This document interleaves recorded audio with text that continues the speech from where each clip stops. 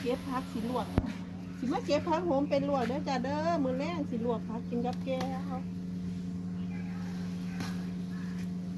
เก็บผักโหม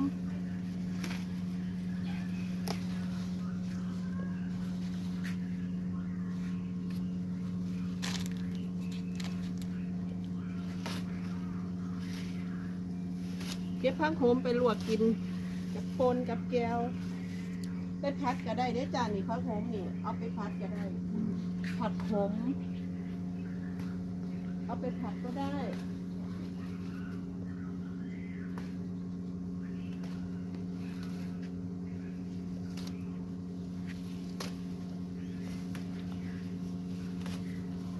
บ่เอาละก็นี่กินบ่หมดแค่นี้ก็กินบ่หมดได้จ้าคุณน่ะมันงามนี่ก็ผักกินผักชูรสกับมี